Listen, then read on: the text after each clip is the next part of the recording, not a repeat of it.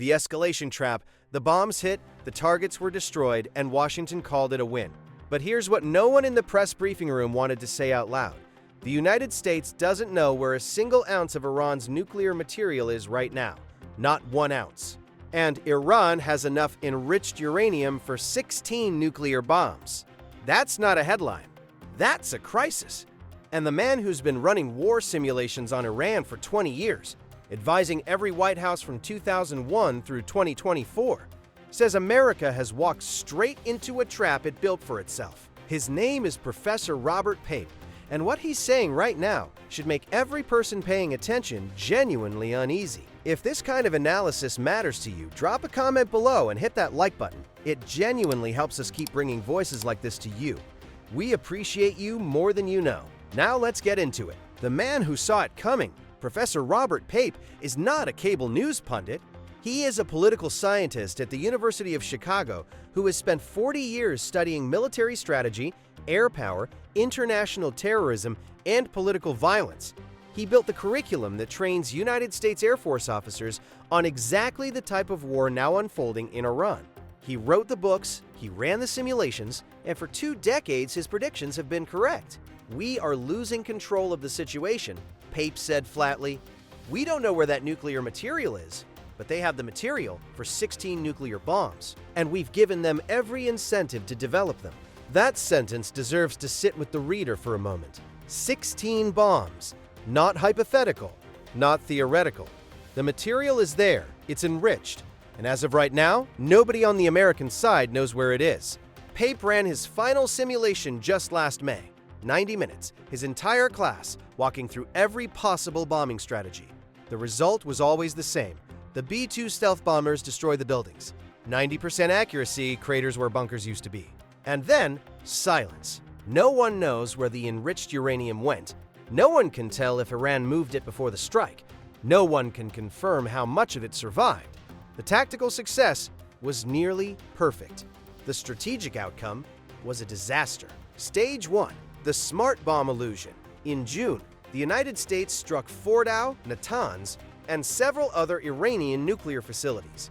The smart bombs did their job. Satellite imagery showed rubble, craters, the kind of footage that gets played on a loop on cable news as proof of success.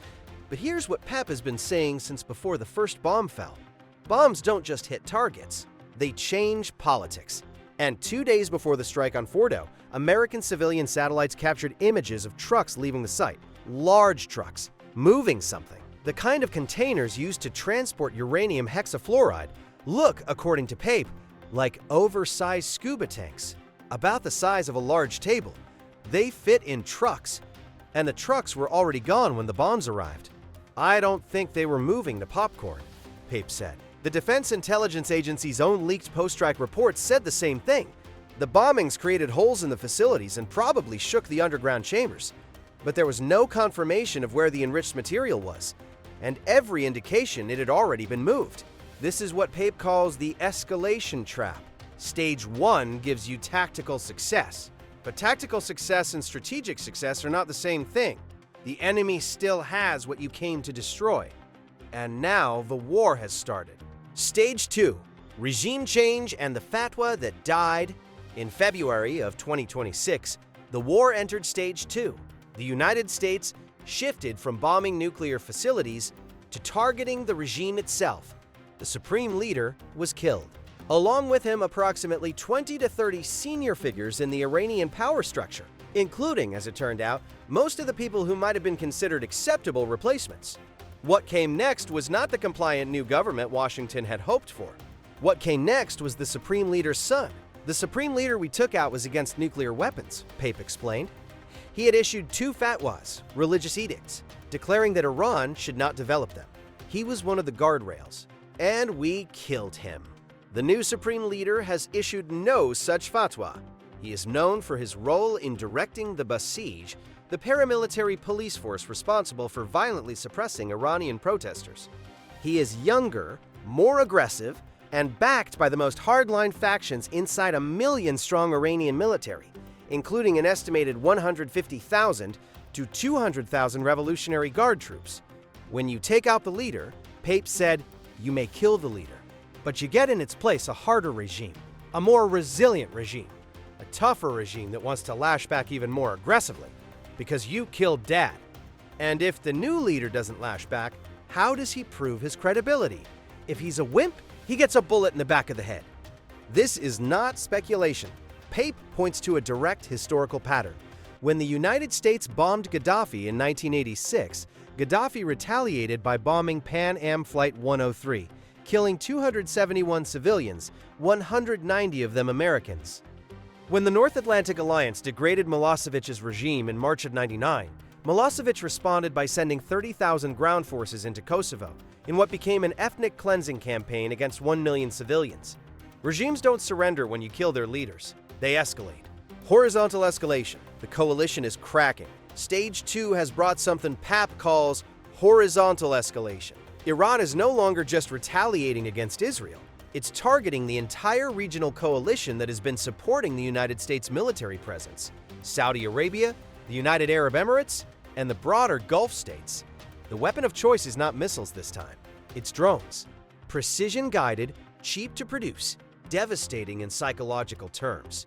Hotels have been hit. Airports have been targeted. 500,000 American citizens are in the region right now, with the State Department broadcasting evacuation hotlines on major news networks. Citizens of the United Kingdom are being greeted at airports by BBC camera crews as they flee. Just imagine, when are your friends exactly going to move back? Pape asked, not rhetorically. And when were you last planning your next vacation in Dubai? I was scheduled to speak there in a month. It's been canceled. The economic pressure on Gulf states is real.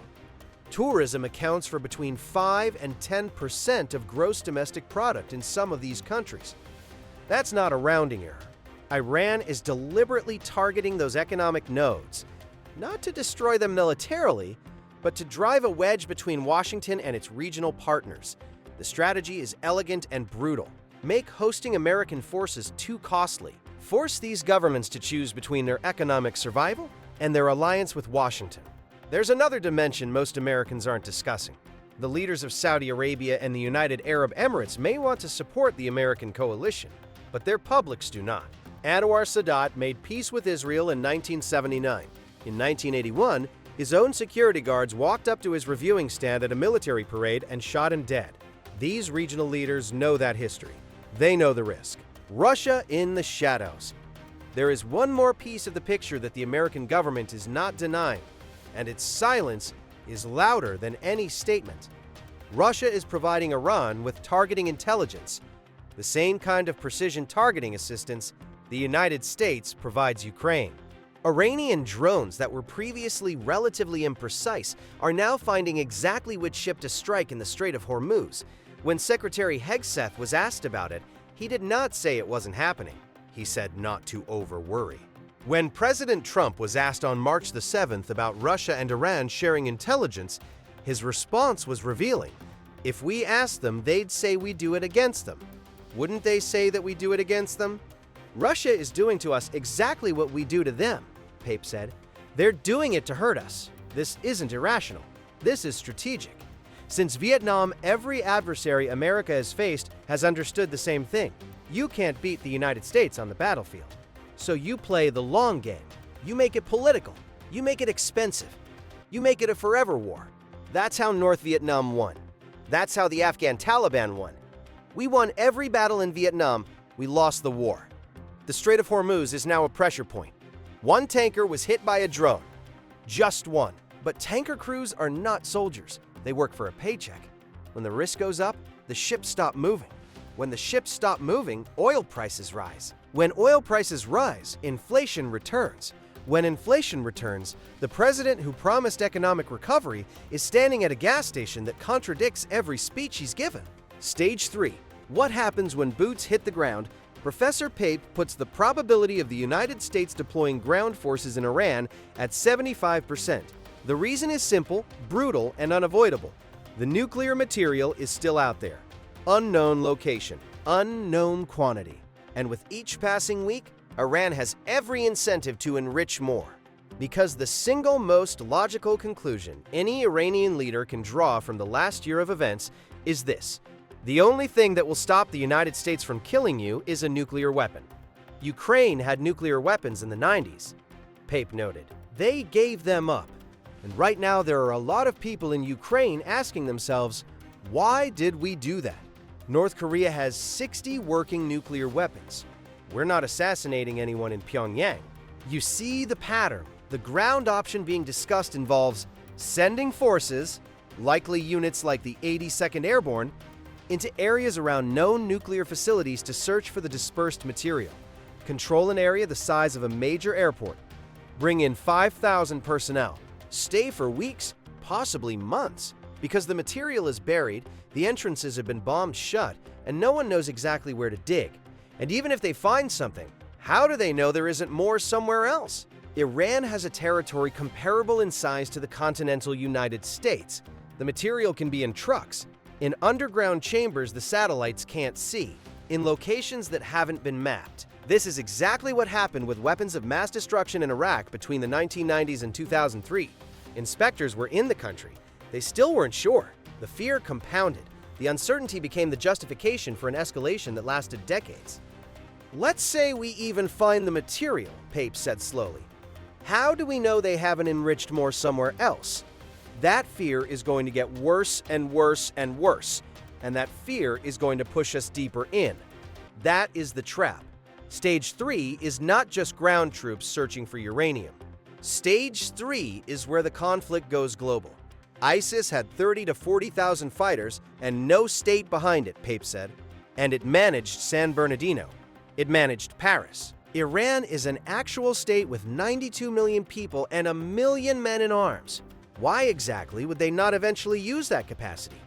It's not that they have a detailed plan ready to execute right now. It's that they have the next wave of possibilities.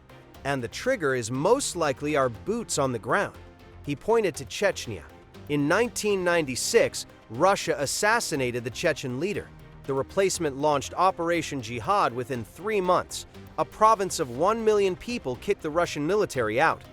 Then came waves of suicide attacks, mass kidnappings, years of chaos that Russia, a nuclear superpower, could not contain.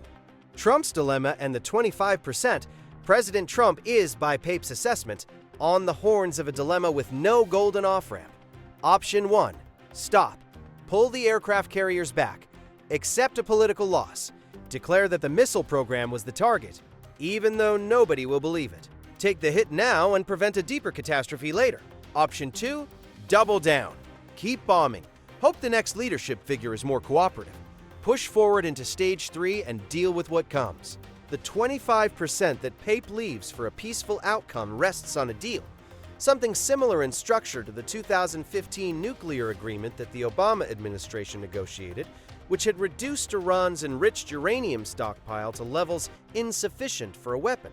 That agreement was torn up unilaterally in 2018. No replacement was built, and from that moment, Iran accelerated its enrichment, from monitored, verified near zero to enough material for 16 bombs. Trump didn't like the deal, Pape said. That's fine, but there was no replacement, and from 2018 to now, it has been pedal to the metal. That's how you got here. The chaos theory of governance. Disrupt the board, read the chaos better than anyone else, win. Works in media cycles. It works in domestic politics. It does not work the same way when the other players are a nation-state. With 92 million people, 1 million men in arms, nuclear material of unknown location, a new supreme leader with something to prove, and a powerful ally in Moscow providing targeting intelligence. Trump thrives in chaos, Pape said. He's beaten a lot of black belts at that game. But this is a different story. These other actors can trap you in the chaos, and I think that's what has happened. No off-ramp, no golden exit. The Foreign Affairs article Pape published landed with a quiet devastation that contrasts with the noise of official statements coming out of Washington. Its thesis is simple. Iran is winning the escalation war, not militarily, politically, strategically, in exactly the way that America's adversaries have learned to win since Vietnam. The buildings are rubble, the targets are destroyed, the tactical scoreboard looks good, but the nuclear material is dispersed across a country the size of Alaska and California combined. held by a regime that is now more aggressive, more radicalized, more dangerous than the one that existed 12 months ago, and that has every rational reason to build a nuclear weapon as fast as its scientists can manage. We are losing control, Pape said, not as a prediction, but as a diagnosis. We are stuck in a trap of our own making. The key consequence of that trap is we don't know where that material is. And the longer we don't know, the closer we get to the thing we were trying to prevent in the first place. The escalation trap doesn't announce itself. It unfolds in stages, each one seeming reasonable at the time, each one locking in the next. Stage 1 felt like a decisive military strike. Stage 2 felt like a bold move to remove the obstacle. Stage 3 will feel like a necessary response to an intolerable threat. And somewhere in that chain of logic, 16 bombs worth of material is sitting in trucks, or buried in a mountain, or somewhere no satellite can see, waiting for a regime that now has every incentive in the world to use it. There is no golden off-ramp. There is only the choice of how bad we're willing to let it get before we make it stop. That's the headline. That's what we're missing. The last word, when asked directly, point blank, no room to dance. What he believed was coming next, Professor Pape didn't hesitate. He didn't soften it. He didn't reach for a diplomatic cushion. We have created a regime that is harder, angrier, and more dangerous than the one we started with. We have scattered nuclear material we cannot find across a country we cannot control. We have given the new leadership every reason to build a bomb and no reason not to. And we are about to send young men and women into Iran to search for something we may never find, while 1 million Iranian soldiers wait for them. I've run this simulation for 20 years. I know how it ends. And right now, we are on the path to the worst version of it. That was not said in anger. It was said the way a doctor delivers a terminal diagnosis, quietly, precisely, without flinching, because the worst thing Professor Pape could do right now is make this sound better than it is. If this video made you think, or made you worry, that means it did its job. Subscribe if you want to keep getting the kind of analysis the mainstream won't touch. No noise, no spin. Just the stuff that actually matters. See you in the next one.